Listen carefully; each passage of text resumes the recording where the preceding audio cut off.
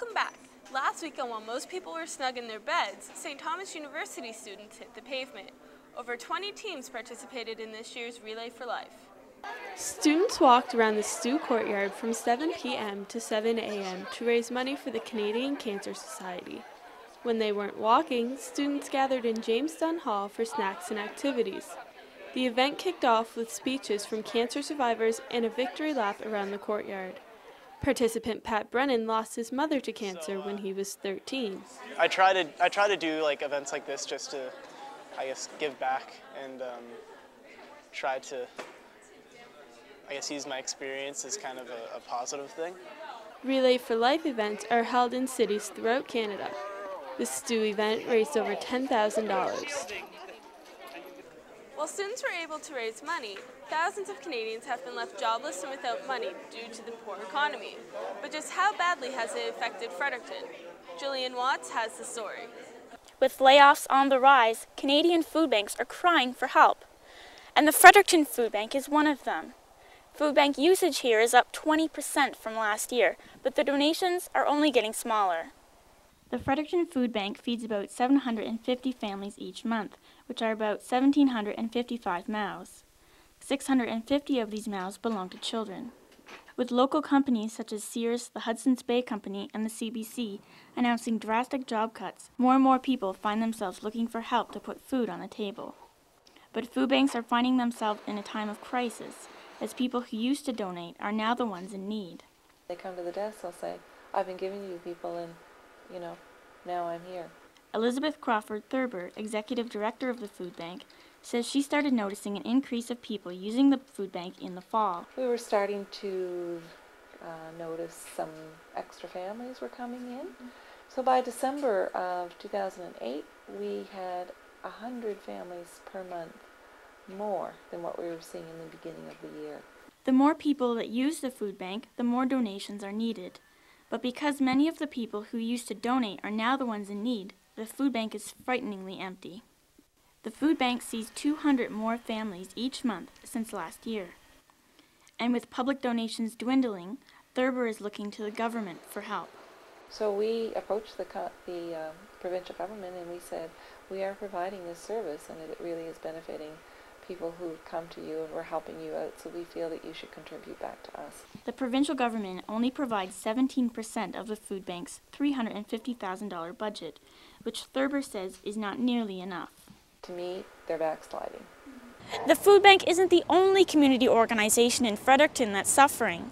I'm standing outside of the Fredericton Community Kitchen, which has seen a significant increase in people coming through its doors since the recession hit. The Soup Kitchen, which operates entirely on donations from the community, receives no funding from the government. In fact, they pay rent to the province. The kitchen serves more than 139,000 meals a year.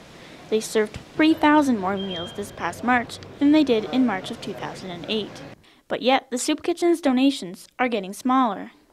The food drives that just recently took place, I noticed were not as good as they were last year this time. The amount of food was down.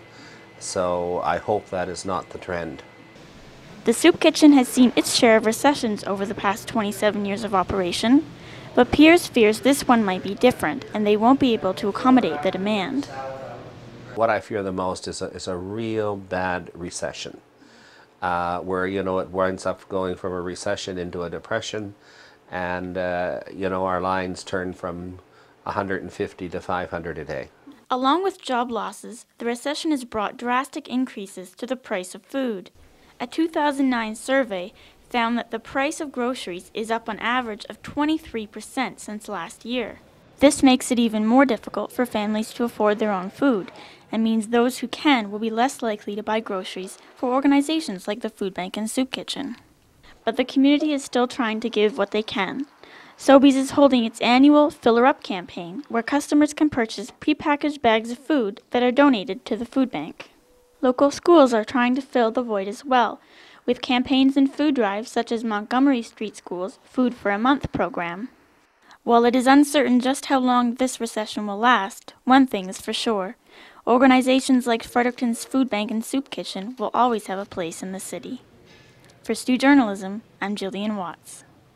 The failing economy has been a heated topic of conversation for many people lately. People in a pinch are looking for any opportunity to save some cash. For many people in Fredericton this summer, one way to save money will be growing a garden. Diane Cole has more. Well, the weather outside is looking rather frightful today. I'm inside Scott's nursery, and it's starting to look a little bit more like spring in here.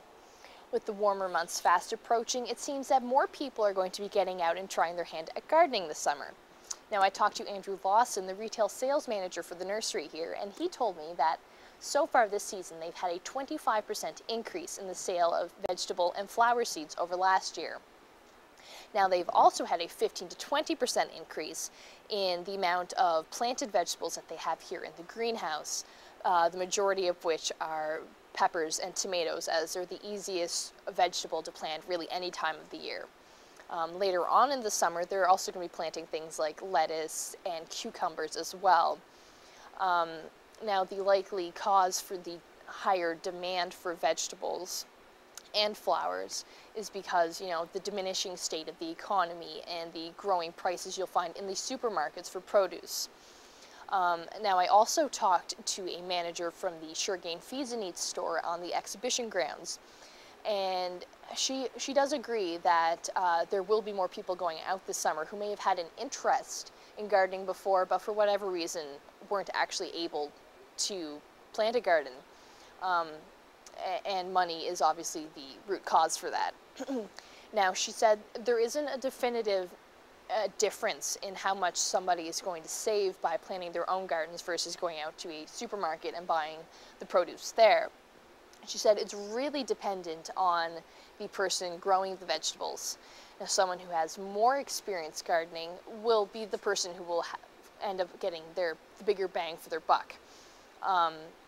If they have more experience, they know what vegetables better suit their location and how to preserve the vegetables once they've been grown.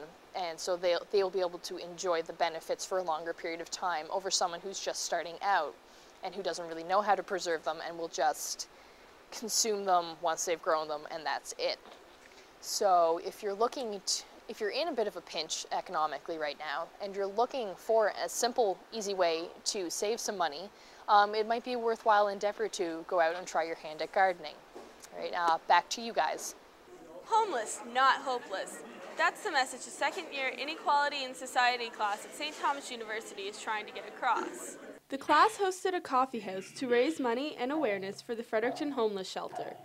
The coffee house was held Friday night in Jamestown Hall and included a variety of talent from St. Thomas students.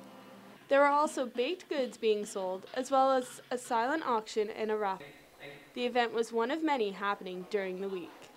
All of the different things, the movie night, the barbecue, the protest today that was down at the legislature and the coffee house, have all been the same two classes, but the same subject. The class also held a toilet paper drive during the week in hopes to collect as many necessary items for the shelter as possible.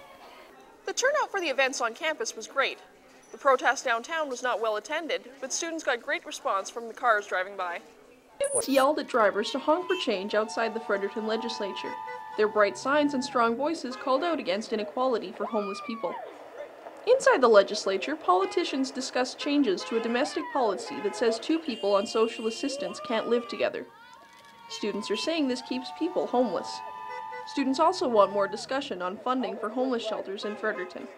The Fredericton emergency shelters receive no funding from the government of Fredericton, like the local government, and they receive minimal funding from the province, and they have to raise $250,000 of their own money each year to keep the shelters open, and they house about 475 people a year. Food and shelter are two things people take for granted. For this barbecue, it was the cheap food that drew people in, but they walked away with awareness. All the money collected at these events will go to the homeless shelters in Fredericton. Stay tuned. Coming up later in the show. Later in the show, I'll take you inside this tattoo parlor and inside the world of tattoos. I'll take a look at why people get tattoos and why they're becoming more mainstream.